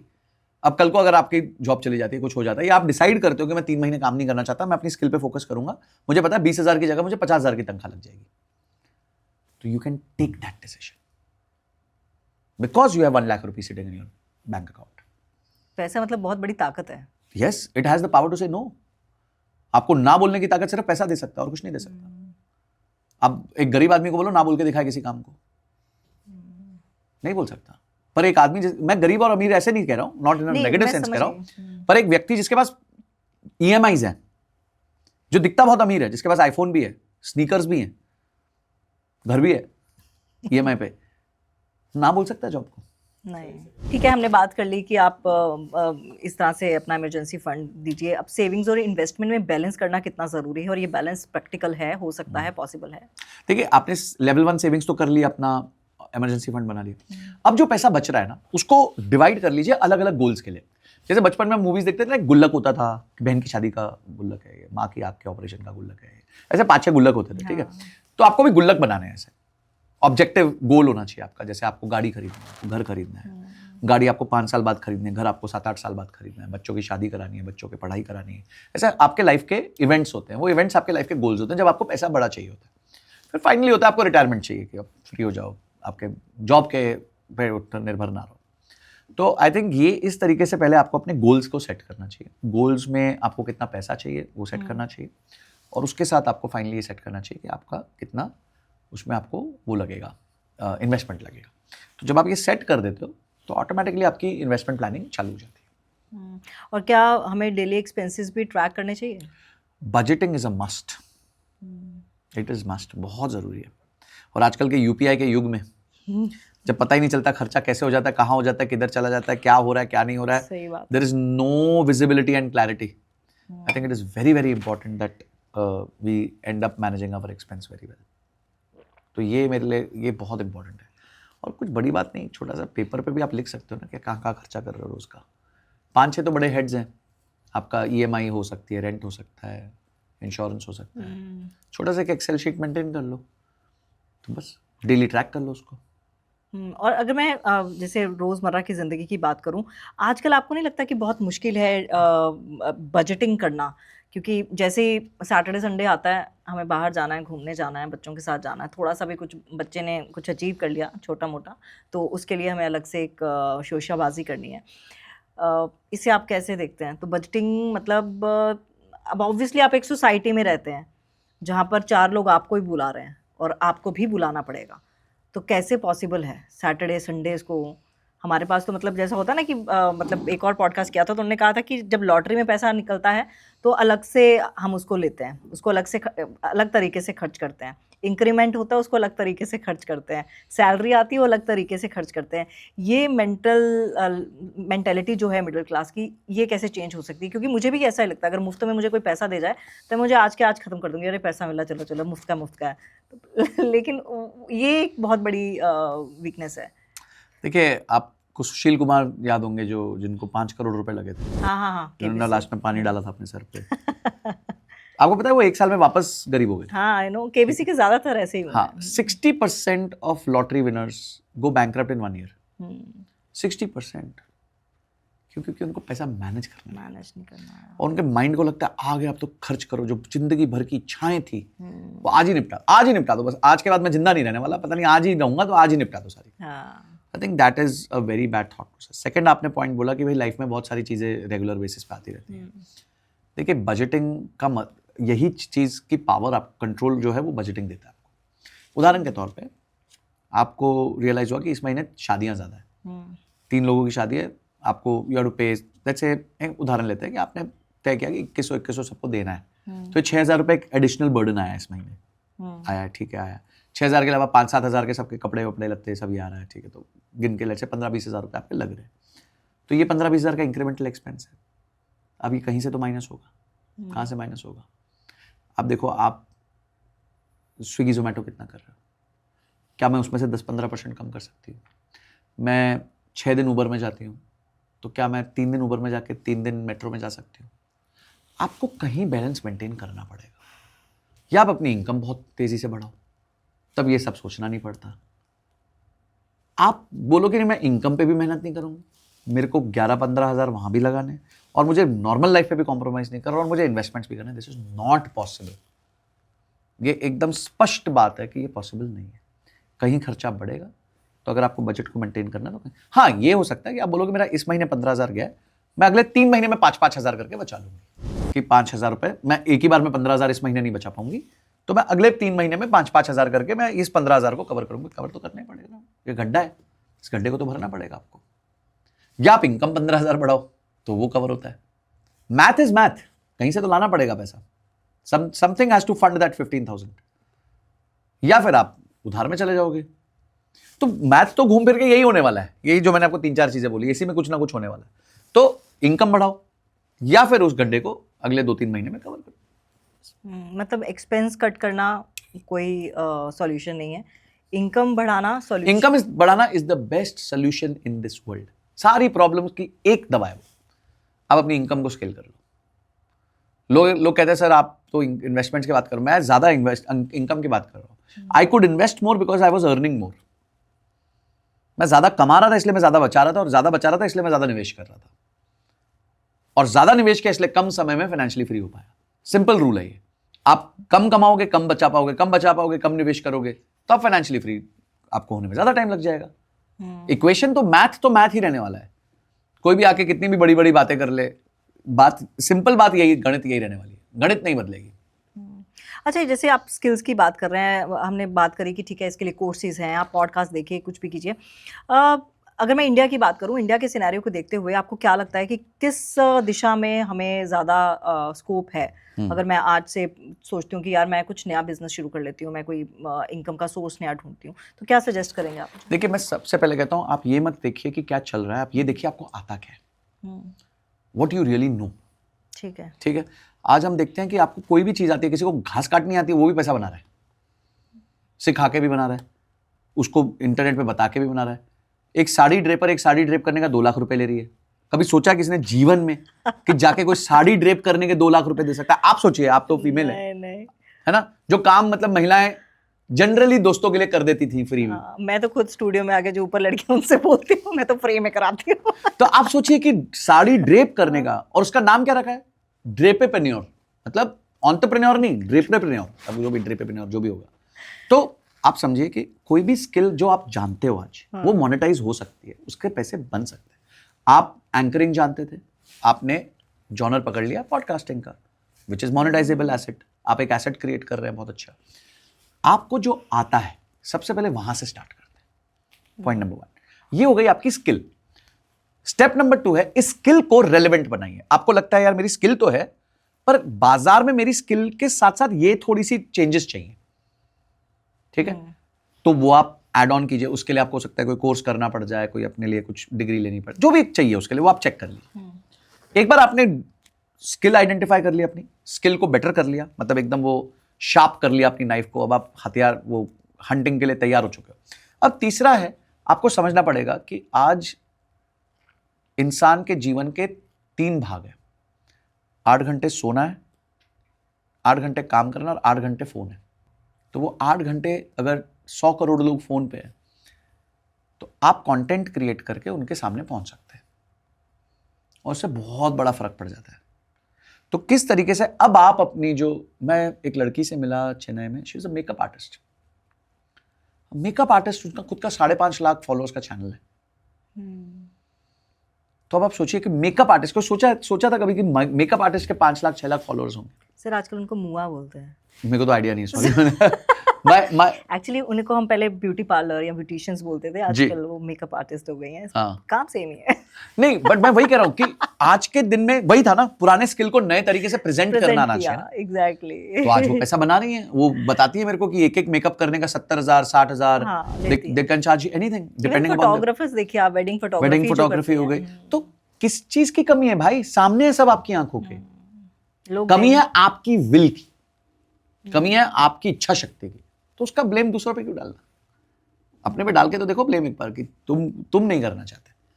तो आपने स्किल को फिर मोनेटाइज करने का जरिया ढूंढना चालू किया, उसके बाद काम किया और पैसे बनाए। सिर्फ एक्टिव इनकम ज्यादा इंपॉर्टेंट है passive? Active any day active. जब पानी आपकी बाल्टी में पानी नहीं गिर रहा तो बाल्टी का क्या करूंगा मैं? बाल्टी में पानी गिरना बहुत जरूरी है। एक्टिव इनकम से ही बाकी सब होता है। जब वो आती है तो उसके बाद खर्चे होते हैं, उसके बाद सेविंग्स होती हैं, उसके बाद इन्वेस्टमेंट्स होती हैं, ग्रोथ होती है, इंजॉयमेंट होती है, सब कुछ उधर से होता है। वो नहीं है, टूटी बंद है तो सब कुछ बंद है। आप कितनी भी बातें सुन लो, पॉडकास्ट के बाद अगर आपके अकाउंट में पैसे नहीं आ रहे कहीं से, तो आप सिर्फ सुन ही सकते हो, मेरी कोई भी बात पे अमल तो नहीं कर पाओगे आप। आ रहे हैं सर, इसलिए सर आपको बुलाया। हमारे आ ना रहे हो, आपके तो आ रहे हैं, कोई बात नहीं। एक ही आएंगे सबके आएंगे, बस मेहनत करते रहे। हम सब ने मेहनत करी है। मैंने भी वो टाइम्स देखे हैं जब हमारे को कुछ नहीं मिलता था, बहुत परेशानी होती थी, बट ठीक है, आता है। आप मेहनत नहीं छोड़ सकते, बिल्कुल नहीं छोड़ सकते। अच्छा, आपसे मेरी बात हो रही थी, आपने एक बड़ी इंटरेस्टिंग बात बताई कि आपका बेटा जो है वो मतलब घर से ही पढ़ाई कर रहा है ना, स्टडी एट होम। ऐसे मैंने एक दो लोग और देखे हैं जो अपने बच्चों को स्कूल में नहीं पढ़ा रहे। रीज़न ये नहीं है कि वो उनसे रील्स बनवा रहे हैं, ऐसे कपल्स भी हैं, वो नहीं है, लेकिन हाँ मतलब उनका यही कहना है कि इतना स्कूल से नहीं सीखेगा जितना हम घर पे सिखा देंगे। और वो जो कपल्स हैं वो अब्रॉड से आए हुए हैं यहाँ पे। ये इसको आप कैसे देखते हैं? देखिए, मेरे तो बेटे ने खुद नहीं आके बोला था कि he doesn't want to go to school, और उसको प्रोफेशनल ई स्पोर्ट्स गेमर बनना था, तो उसका ड्रीम अलग था थोड़ा सा, जिसके लिए उसका क्लैरिटी थी कि मेरे को टाइम चाहिए, और मेरा टाइम वो थोड़ा रात का ज़्यादा होता है, तो मैं सुबह 6 बजे 7 बजे उठ के स्कूल तो नहीं जा सकता। तो उसका जो होम स्कूलिंग है वो 8:30 9 बजे चालू होता है, तो वो कंफर्टेबल होता है, उसको जाना नहीं होता, तो he can wake up a bit late also. तो क्योंकि वो यूएस टाइमिंग्स के हिसाब से गेम्स खेलता है, तो थोड़ा सा लेट हो जाता है वहाँ पे। उसकी क्लैरिटी मेरे को बहुत अच्छी लगी, वेरइन ही सेड कि मुझे ये अचीव करना है, तो मैं इसलिए नहीं करना चाहता। उसका ये रीज़न नहीं था कि मुझे पढ़ना नहीं, आज भी पढ़ता है, ठीक करता है, अभी भी पढ़ाई तो कर ही रहा है, बस घर पे बैठ के कर रहा है, दैट्स द मेजर थिंग। और मुझे लगता है कि मैं ये अफोर्ड कर सकता हूँ, नॉट पैसे वाइज, मैं ये अफोर्ड कर सकता हूँ कि वो घर पे पढ़ ले, क्योंकि मैं जानता हूँ कि मैं उसको ठीक कर दूंगा। मतलब जहाँ भी कहीं वो लैक करेगा, चाहे वो फाइनेंशियली करे, चाहे स्किल वाइज करे, मैं उसको ठीक, मतलब जो मैं कर सकता हूँ उसको हेल्प। तो ये कॉन्फिडेंस मुझे भी था अपने ऊपर, तो हमने डिसीजन ले लिया, and I think it is worked very well for us, and he is very happy. And in this time when pollution बहुत है, बच्चों की हेल्थ बहुत ख़राब हो रही है, schools most of the time बंद है, वैसे ही बंद है। He is at Himachal having a great time, वो गेम्स भी खेल रहा है, पहाड़ों में अच्छी हवा ले रहा है, रात को तारे देख रहा है, he is living a great life, touch wood, with God's grace. And वो सिर्फ इसलिए पॉसिबल हो पा रहा है because he is home schooling. तो आई थिंक वो एक थोड़ा सा टेक्टोनिक शिफ्ट आया एजुकेशन में, and kids have now become more intelligent, और उनको ज़्यादा एक्सपोजर जल्दी चाहिए। मेरे ख्याल में उसके पीछे भी उनको अभी तो नहीं पता होगा मनी मेकिंग का, लेकिन मुझे लगता है अल्टीमेटली पैसा तो मिलेगा ही अगर इतनी क्लैरिटी है तो। देखिए, मिलना तो चाहिए, डेफिनेटली मिलना चाहिए, बट लेट्स सी, वो मेरा एम नहीं था। मेरा एम था कि वो सेटिस्फाइड हो, और वो जो अपना गोल परस्यू करना चाहता है वो गोल को परस्यू कर सके। I think that's what is, क्योंकि आज की जनरेशन में ज्यादातर बच्चे इसी तरह के होते हैं। देखिए, नालायक आज की जनरेशन में कोई नहीं है, हाँ, यहाँ तो इंटेलिजेंट है या बहुत इंटेलिजेंट है, वो दो कैटेगरीज ही हैं। तो वो ना पढ़े तब भी कुछ ना कुछ तो कर ही आएंगे, लेकिन फिर भी बहुत मतलब हम जैसे लोगों को बड़ी हिम्मत चाहिए कि बच्चा अगर बोले तो बोलो कि नहीं ठीक है, तुम स्कूलिंग जो है वो घर से कर लो। नहीं, आई थिंक आपको किसी को भी अगर ये डिसीजन लेना है तो पहले the kid has to be very confident. हाँ, आपको उसके साथ बात करके समझ आ जाएगा वो कितना कॉन्फिडेंट है, कितना नहीं है। उसके बाद आपका कॉन्फिडेंस होना चाहिए कि यार you will be able to pull it off. I think second is कि अगर आपने 1 साल एक्सपेरिमेंट कर भी लिया तो आपको तो वो डिग्री कंटिन्यूएशन है, सीबीएसई है, जो भी, वो तो मिल ही रहा है। तो 1 साल आपको नहीं, जब आपको लगा नहीं यार स्कूल जाना वापस, तो you can send him to school, him और her to school any time again. उसमें तो कोई रुकावट थोड़ी है वापस भेजने में। तो ऐसा थोड़ी है कि एक बार होम स्कूलिंग हुआ तो जिंदगी भर वो स्कूल नहीं जा सकता। हम तो इसमें भी पैसों का एंगल ढूंढते हैं कि भाई क्रिकेट खेल रहे हैं, आईपीएल का एक मैच खेल रहे हैं, उसमें से आ जाएंगे। देखिए, मैं जब तक कोई भी व्यक्ति सिर्फ पैसे को लेके अपनी स्किल्स पे फोकस करेगा, पैसा बनाना बहुत मुश्किल है. They have to focus on their skills. See, you are in a very difficult environment जहाँ बहुत लोग एक ही चीज को चेज कर रहे हैं.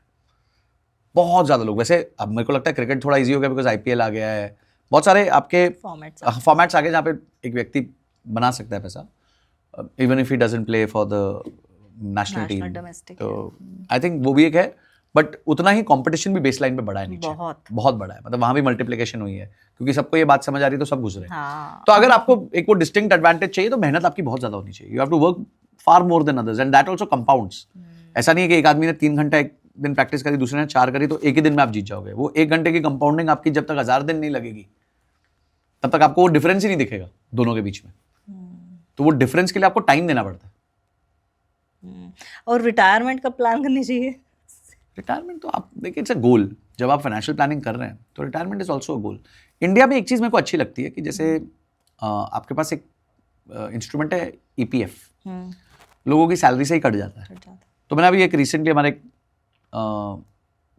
क्लाइंट आए थे तो उनका ईपीएफ का बैलेंस जो आजकल तो वो एस्टिमेट भी दिखा देते हैं कि अगले कुछ सालों में कितना हो जाएगा. At retirement it was showing 2.7 crore कि इनके पास 2.7 करोड़ होगा एट रिटायरमेंट. सैलरी अच्छी है उनकी तो अच्छा पैसा डिपॉजिट भी हो रहा है, ऐसा नहीं. बट 2.7 करोड़ किसी के पास होगा तो एक कंफर्ट आ जाता है कि यार मेरे पास रिटायरमेंट कॉर्पस ईपीएफ में 2.7 crore apart from my house, apart from other things. And हमें ना देखिए मजेदार बात पता है क्या है, हमारा स्ट्रगल लाइफ का ना 30s के आसपास ज्यादा होता है. इनकम कम होती है, रिस्पॉन्सिबिलिटीज होती है. ठीक है, रिस्पॉन्सिबिलिटीज धीरे धीरे नीचे जा रही होती हैं because kids will go to school and after that they will become, मतलब एजुकेशन लेंगे बाद में वो अपने हो जाएंगे और इनकम आपकी ऊपर जा रही होती है. तो आपको ये जो टाइम होता है ना बीच का, ये टाइम ठीक से निकालना है थोड़ा सा. When your kids have started going to school, let's say 5-6-7 years के हो चुके हैं, till the time they go to graduation, like 10-15 years. Life is a 40-50 year marathon. 40 साल की मैराथन है. वो जो बीच का 15 साल है ना वो टाइट होगा. उससे पहले तो कुछ है ही नहीं आपके ऊपर, लाइबिलिटीज नहीं, आप तो हस्बैंड वाइफ है. उसके बाद जब ये बच्चे चले जाते हैं पढ़ाई करके अपना काम करते हैं, उसके बाद आपके पास एक्सपेंस ऑलमोस्ट जीरो है और इनकम बहुत बढ़िया हो जाएगी. तब तक आपका करियर बेटर हो जाता है. तो वो गैप बड़ा हो जाता है. तो you have to plan like this. मतलब आपको पूरी इनकम और एक्सपेंस को प्लान करके चलना पड़ता है. यानी कि जो ईपीएफ और पीपीएफ है इसका रोल बहुत इंपॉर्टेंट है. बिल्कुल है क्योंकि ये साइलेंट वेल्थ कंपाउंडर्स है. चुपचाप वेल्थ कंपाउंड कर रहे हैं, शोर नहीं मचा रहे एसआईपी की तरह. चुपचाप 8.25% आपको दिए जा रहे हैं. आप भी 20-25 साल 30 साल उसको छुओगे नहीं. ठीक है यार, पड़ा है, गवर्नमेंट का है, 8.25% मिल रहा है. जिस दिन जरूरत पड़ेगी उस दिन जब रिटायर हो जाएंगे तो 100% ड्रॉ कर लेंगे. और देखिए यही मेंटेलिटी होती है जबकि वो अपनी ही सैलरी से कट रहा है. हाँ बट अच्छा है ना, चला गया ना, वो सेव हो रहा है. नहीं चला गया ना. हाँ. देखिए जो चीज हाथ को नहीं आई, हाँ वही, वो आपकी है ही नहीं. और इसलिए मैं लोगों को कहता हूँ जो भी आपकी तनख्वाह है ना उसमें अपने आप को 10% पे कट दो. आपकी तनख्वाह 3 लाख रुपए आ रही है, सॉरी लेट्स से आपकी तनख्वाह 1 लाख रुपए महीना आ रही है. आप बोलो कि मेरी तनख्वाह काट दी मेरे बॉस ने, 90,000 कर दिए. भूल जाओ 10,000 रुपए को और डाल दो उसको एक एसआईपी में. भूल जाओ 30 साल के लिए. तनख्वाह 2 लाख हो गई तो 20,000 काट दी. धीरे धीरे जब क्षमता बढ़े तो उस 10% को बोलोगे मेरे बॉस ने इस साल तो 15% काट दी. हाँ ठीक. तो आप जब तक देखिए ह्यूमन माइंड है ना, उसको ट्रेन करना पड़ता है सब चीजों के लिए. क्योंकि डिसिप्लिन हमारे नेचर में नहीं है. माइंड क्या है, माइंड हमारे लिए कंफर्ट ढूंढता है. हम माइंड को इंस्ट्रक्शन देंगे यार आज जाने को मन नहीं है तो वो बोले okay darling, no problem, relax, chill, बैठ रात, क्या प्रॉब्लम है. वो it is not trained to give you pain. Mind is never train to give you pain. You have to train your mind to give yourself pain. तो आप train कर दो, काट दो अपनी तनख्वाह में से 10%. बोलो है ही नहीं मेरी. 25,000 है तो 22,500 बोल दो, 10,000 है तो 9,000 बोल दो. एसआईपी तो 250 रुपए से स्टार्ट हो जाती है. और आजकल तो माइंड को भी ट्रेन क्या करना है, आजकल तो चैट जीपीटी से बंदे बातें कर लेते हैं. तो चैट जीपीटी बोलता है हाँ okay you are very good. हाँ वो तो हाँ में हाँ मिला रहा है बस, उसको और कोई काम ही नहीं है, क्रिटिकल है ही नहीं वो. तुम बिल्कुल गलत नहीं हो. अच्छा, हेल्थ इंश्योरेंस और टर्म इंश्योरेंस में कितना कवर लेना चाहिए? हेल्थ इंश्योरेंस अगर if you are starting alone right now 10 lakhs minimum. और अगर आप फैमिली हो तो 25-30 lakhs. अच्छा, ये जो पूरा सिनेरियो है सेविंग का, इन्वेस्टमेंट का, माइंडसेट का, सबसे ज्यादा इंपॉर्टेंट आप किस चीज को मानते हैं? माइंडसेट. स्किल सेट तो मिल जाती है कि आप बहुत सारे वीडियोस, बुक्स, कोर्सेज हैं जिससे आप स्किल्स डेवलप कर सकते हो. मन तो आपका माइंड तो कंट्रोल में आए. आपको पता तो हो कि बेसिक्स क्या है फाइनेंस. आज तक आपने कभी वॉरेन बफेट को कोई स्टॉक टिप देते हुए नहीं सुना होगा. वो सारी माइंडसेट की बातें करते हैं. Don't test the depth of water with both the feet. if क्या कहते हैं, you will always make money when you be fearful when others are greedy, when be greedy when others are fearful. बड़ी mindset oriented बातें करते हैं. Has he ever told कि कौन सा स्टॉक लेना चाहिए, कौन सा नहीं लेना चाहिए? तो सब यही बातें करते हैं कि wealth compounds over time, first rule of compounding is don't disturb it. तो ये जब ये वाली जो इतना बड़ा निवेशक ये बातें कर रहा है, तो यानी कि वो भी माइंडसेट को ज्यादा महत्व दे रहा है ना. तो आपको माइंडसेट को ही महत्व देना है. तो माइंडसेट अच्छा होगा तो बाकी सब ठीक हो जाएगा. सबसे इम्पोर्टेंट चीज़ क्या होनी चाहिए माइंडसेट में? I can do it? नहीं, सबसे इंपॉर्टेंट चीज होनी चाहिए आपके लिए माइंडसेट में, एक तो डिसिप्लिन, कि I will be disciplined on my investing. Second, you should not have unrealistic expectations. Life में ना सारे रिश्ते तब टूटते हैं जब अनरियलिस्टिक एक्सपेक्टेशंस होती है, दोनों, किसी की भी, चाहे husband wife, boyfriend girlfriend, brother sister.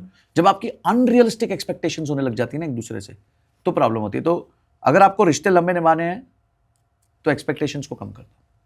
अगर आप मार्केट्स को बोलोगे ना मैं आपसे 12-13% साल का कमाना चाहता हूँ, तो markets will give it to you for 20-30 years, 40 years also. But अगर आप कहते हो कि मार्केट को नहीं, मेरे को साल का 25% कमाना है, तो मार्केट नहीं देगी आपको, आपसे ले लेगी, जो है वो भी ले लेगी. You will not be able to maintain a long term relationship. होता यही है, लोग आते हैं स्टॉक मार्केट को गैम्बलिंग की तरह देखते हैं. लोग कहते हैं स्टॉक मार्केट सट्टा है. आप सट्टे की तरह आ रहे हो. स्टॉक मार्केट सट्टा नहीं है, आप उसको सट्टे की तरह अप्रोच कर रहे हो. तो अगर आप उसको सट्टे की तरह अप्रोच करोगे तो कहां से जीतोगे इतने बड़ी मार्केट से? आप तो पिद्दी हो, लाख रुपए 2 लाख रुपए लेके आ गए इतनी बड़ी मार्केट में खेलने, बोलो मैं मार्केट से जीतूंगा, घंटा जीतोगे तुम. सो पॉइंट इज कि आपको पहले तो अनरियलिस्टिक एक्सपेक्टेशंस नहीं होनी चाहिए. You need to be very discipline, you need to stick to the path you have selected for yourself. That is very very important. और बहुत मुश्किल होता है, बोलना बड़ा आसान है, पर 11 साल, जब मैंने 12 साल से SIP कर रहा हूँ, मैं देख रहा हूँ जब मार्केट ऊपर गई या नीचे गई, सब जगह रहना पड़ता है भाई मार्केट में. ठीक है, तो ये 2 चीजें मेरे हिसाब से बहुत ज्यादा जरूरी है, discipline and not having unrealistic expectations. इतना भी कोई कर ले तो they can stick to the path for a very long time. और ये जो चिपका हुआ एक टैग चिपका हुआ है मिडिल क्लास के साथ, लोग क्या कहेंगे, या फिर जैसे आप कह रहे हैं कि मतलब जो दिखावे की चीज़ें आप समझ लें, शादी बड़े उसके साथ करनी मैं गया था है, किसी की lavish शादी में, बहुत बढ़िया शादी थी, बट दे कुड अफोर्ड. ऐसा नहीं, उनको 1 रुपए का उधार नहीं लेना पड़ा उस चीज के लिए. लेकिन कई होते हैं जो लेते हैं, बिल्कुल लेते हैं, आउट ऑफ देयर नेटवर्थ जाते हैं उसमें. कईयों को सुना है मैंने अपनी बहन की शादी में इतना डेट लिया या ये लिया, तो ये क्या सही है? देखिए मैं आपको एक बात बताता हूँ. जब आप 20s में होते हैं, आपको लगता है लोग मेरे बारे में क्या कहेंगे, you are very careful about these things. जब आप 30s में होते हैं तो बोलते हैं भाड़ में जा लो, कुछ भी गए. जब आप 40s में होते हैं ना, आप रियलाइज करते हैं एक्चुअली लोग आपके बारे में सोच भी नहीं रहे थे. आप बेकार में अपने आप को ज्यादा इंपॉर्टेंस दे रहे थे. बिल्कुल सही. ठीक है ना. तो हमारी 40s वाली लर्निंग अगर आप 20s है तो अभी ले लो यार. Nobody is thinking about you, don't worry, you are not very important to them. ठीक है, आपके बारे में कोई नहीं सोच रहा, और इस दुनिया में आप में ये क्षमता ही नहीं है कि आप सबको खुश कर पाओ. ठीक है, नाराज फूफा आपको जरूर मिलेगा जिंदगी में, शादी में भी मिल जाएगा, जिंदगी में भी मिल जाएगा. ठीक है ना. तो आप प्लीज ये सब फोकस मत करो दूसरों को इंप्रेस करने का, ये सब करने का. Have your wonderful beautiful life, whatever is possible please do. आपको आपके मैथमेटिक्स में अगर बैठता है तो मैंने कहा जहाज रोज लो, कोई चक्कर नहीं है. तो अगर नहीं ले पा रहे हो तो अपने आप को दुखी करके दूसरों को दिखाने के लिए मत.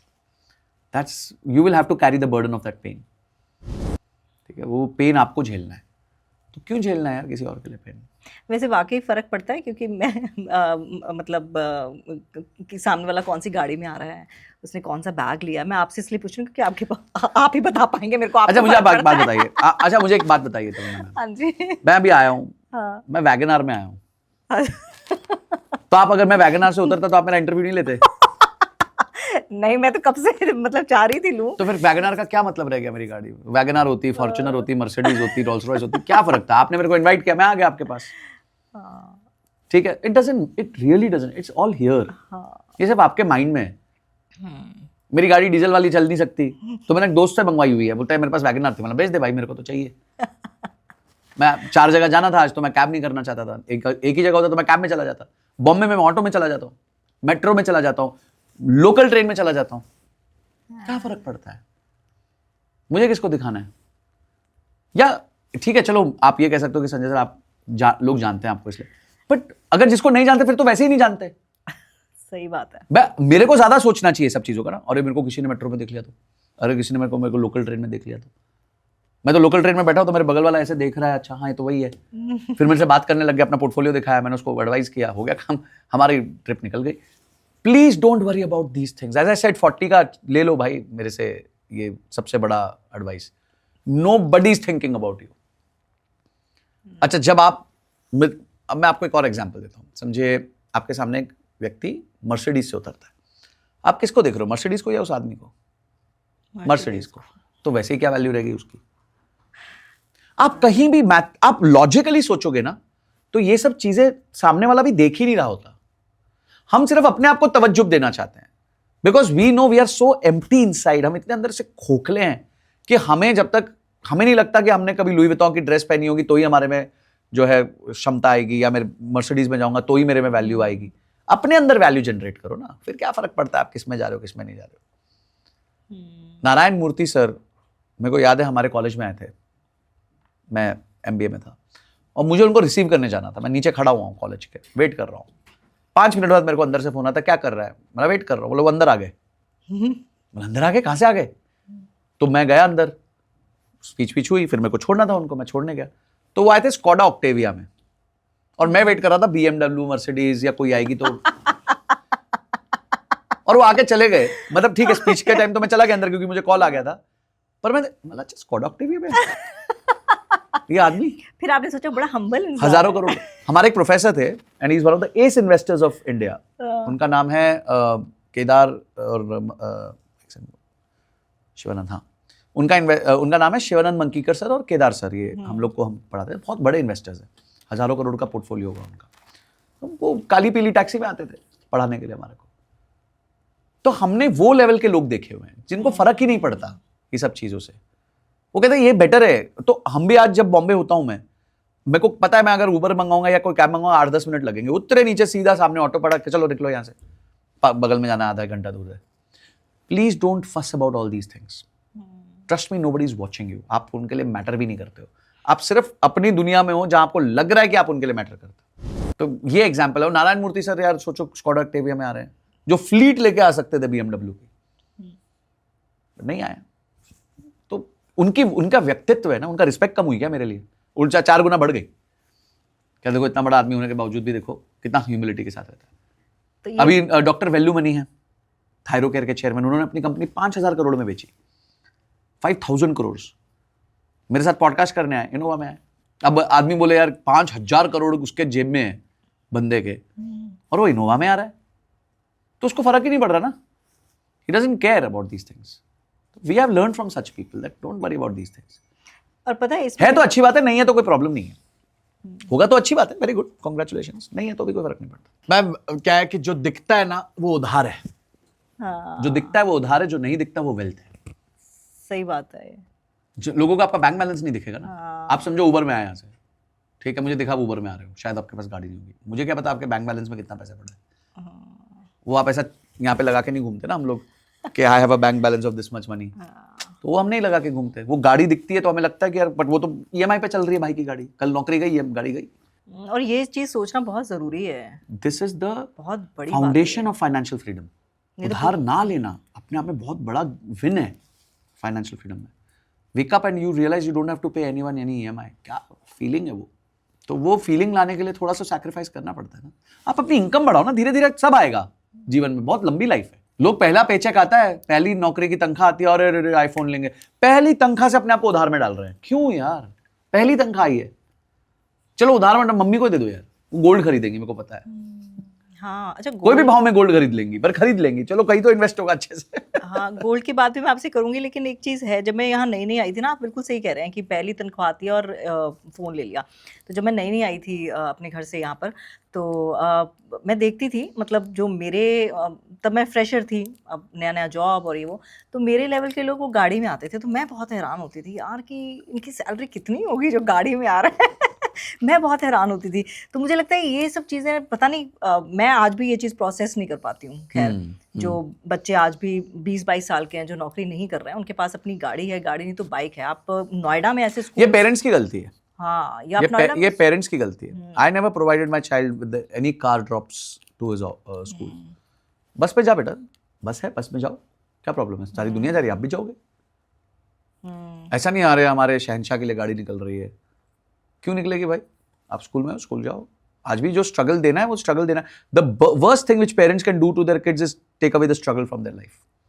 बिल्कुल. ये सबसे बड़ी गलती अगर पेरेंट्स कोई करता है ना, वो यही करता है कि वो उनकी जिंदगी से, बच्चों की जिंदगी से स्ट्रगल खींच रहा है. दो उनको पेन यार, ये टाइम है उनको स्ट्रगल करने के लिए. तब जाके उनको रियलाइज होगा. नहीं तो जो आप वेल्थ देके जाओगे वो 2 मिनट में खराब कर देंगे. वेल्थ जाने में बहुत टाइम नहीं लगता है. हमने बहुत बड़े बड़े बिजनेस एम्पायर्स उड़ते हुए देख लिए just because of wrong money mismanagement. चले जाता है पैसा, पैसा गायब होने में टाइम नहीं लगता. और बच्चों को फाइनेंशियल एजुकेशन कैसे देनी चाहिए? फर्स्ट थिंग्स फर्स्ट, उनको बजटिंग सिखानी चाहिए.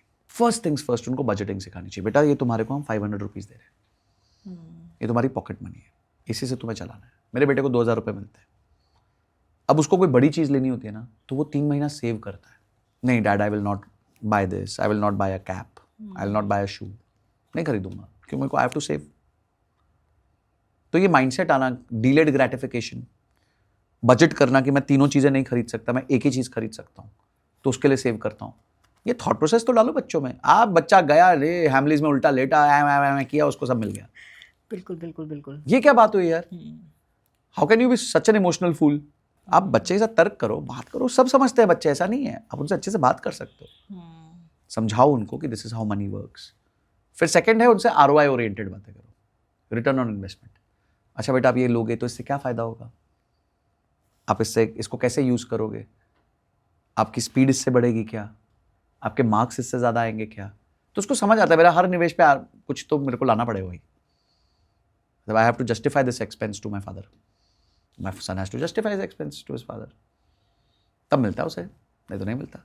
और किस एज में बच्चों को पॉकेट मनी देनी चाहिए? आई थिंक 9-10 में स्टार्ट कर देनी चाहिए. छोटी सी स्टार्ट करो, कुछ भी स्टार्ट करो. आप 500 स्टार्ट करो, 300 स्टार्ट करो, कुछ भी करो, पर 2 पैसा पकड़ाओ उनके हाथ. यही मारवाड़ी जैन बनिए आगे निकल जाते हैं हमसे, क्योंकि ये सब करते हैं. बच्चा गल्ले पे बैठ रहा होता है 12 साल की उम्र में, तो काउंट कर रहा होता है कि नोट अंदर आए, नोट बाहर गए, नोट अंदर आए, नोट बाहर गए. अब I don't need to tell you how successful they are with money. बिल्कुल ठीक है. ये बीइंग अ पेरेंट ये चीज़ मैं बिल्कुल रिलेट कर सकती हूँ. और फिर हम एक एक्सक्यूज़ दे देते हैं कि बहुत जिद करता है, मतलब इससे पीछा छुड़ाना तो भैया तू ले. नहीं नहीं ऐसा नहीं. आपको भी उतना ही रेजिलिएंट होना पड़ेगा, ऐसा कुछ नहीं है. आप यू आर द पेरेंट. पापा मम्मी तो हम हैं, तो फिर obviously we have to bear that. So budgeting, ROI, अगर ये 2 चीज़ें भी बच्चा सीख गया, बहुत आगे निकल जाए. सर बहुत मज़ा आया आपसे बात करने का, और बहुत कुछ सीखने को भी मिला. और मैं हमेशा हर गेस्ट से ना एडवांस में वादा ले लेती हूँ कि नेक्स्ट टाइम फिर होगा. Most definitely. ठीक है सर, मुझे पूरी उम्मीद है कि आपको भी मज़ा आया होगा. Yes, और ठीक है, फिर मिलेंगे. और जो भी सर ने कहा है उन पे ज़रूर अमल कीजिएगा. और एक बात जान लीजिए कि ये सारा माइंड गेम होता है. अपने माइंड को सिखाइए, ट्रेन कीजिए कि आप जो चाहते हैं वो आप कर सकते हैं, कोई भी आपको नहीं रोक सकता. और करोड़पति तो बन ही जाएंगे, आज नहीं तो कल बन ही जाएंगे. बस यहाँ पर बिल्कुल पॉजिटिव, बी ऑप्टिमिस्ट. और इसी अच्छे नोट के साथ मुझे दीजिए इजाज़त. अपना ख्याल रखिएगा. Bye. Thank you ma'am. Tamanna Talkies, where you can follow trend every weekend. So please share, follow and subscribe.